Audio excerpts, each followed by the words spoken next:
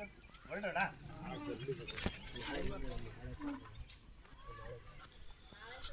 ಎಲ್ರಿಗೂ ನಮಸ್ಕಾರ. ಇದೇನು ನೋಡ್ತಾ ಇದ್ದೀರಾ ನೀವು, ಫಾರಮ್ ಹೌಸ್ ಇದು. 3 ಎಕರೆ 5 ಗುಂಟೆ. 3 ಎಕರೆ 5 ಗುಂಟೆ ಬಂದು ನಿಮಗೆ ಇದು ಫಾರಮ್ ಹೌಸ್ ಇದು.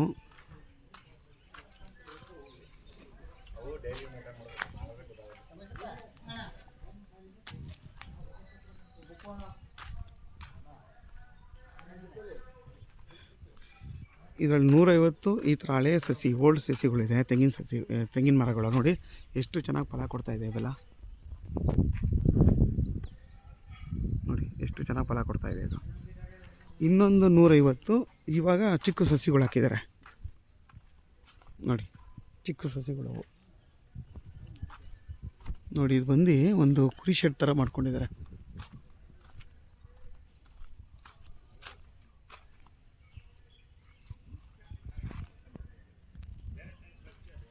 ಈ ಜಾಗದಲ್ಲಿ ನಿಮಗೆ 2 ಬೋರ್ ಇದೆ. 2 ಬೋರನ್ನು 10 HP ಅಷ್ಟು ನೀರಿದೆ ಇದರಲ್ಲಿ ನೋಡಿ. ಸಪೋಟ ಇದೆ, ಸೀಬೆ ಇದೆ, ಮತ್ತು ಅಡಿಕೆನೂ ಇದೆ. ಅಡಿಕೆ ನಿಮಗೆ ಒಂದು 150 ಬರುತ್ತೆ.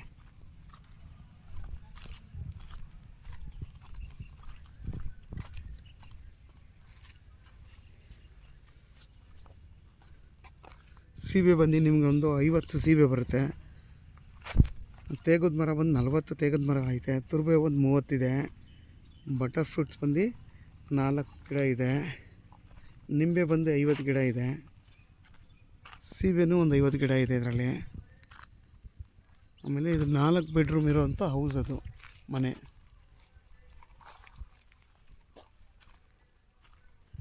ಇದ್ರ ಜಾಗದಲ್ಲಿ ಒಂದು 5 ಗುಂಟೆ ಖರಾಬು ಬರುತ್ತೆ ನಿಮಗೆ. 3 ಎಕರೆ 5 ಗುಂಟೆಯಲ್ಲಿ ಒಂದು 5 ಗುಂಟೆ ಖರಾಬು ಬರುತ್ತೆ. ತುಂಬ ಚೆನ್ನಾಗಿದೆ ಜಾಗ ಇದು. ಯಾರಾದರೂ ತೋಟ ಬೇಕು ಅನ್ನೋರಿಗೆ ಒಳ್ಳೆ ಜಾಗ ಇದು ನೋಡಿ.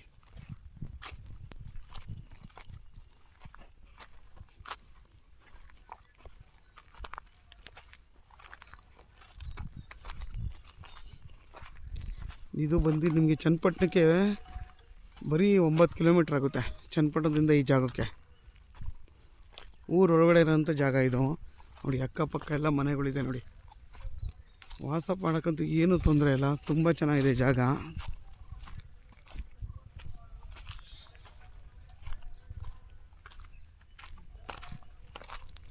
ನೋಡಿ.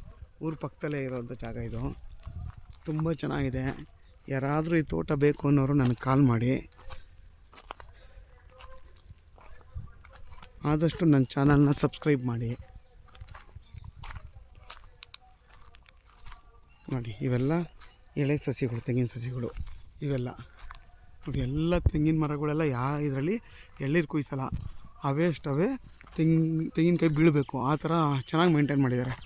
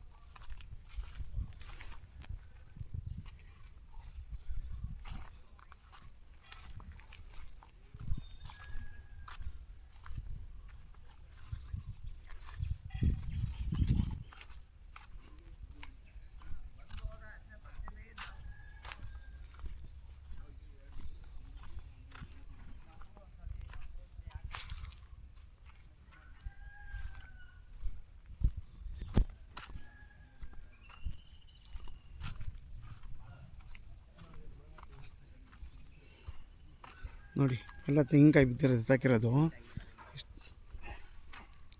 ಒಂದು ಎಳ್ಳೀರು ಇವರೆಲ್ಲ ಕುಯ್ಸಲ್ಲ. ಎಳ್ಳೀರನ್ನ ಬರೀ ಅವು ಬಿದ್ದಿರೋಂಥದ್ದು ಮಾತ್ರ ಎತ್ತಾಕೊಳ್ಳೋದು.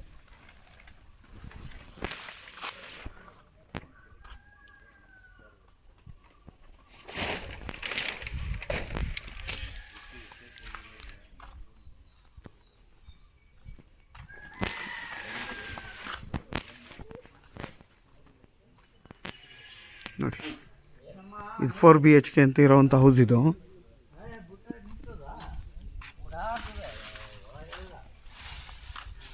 ಎಷ್ಟು ಚೆನ್ನಾಗಿದೆ ತೋಟ.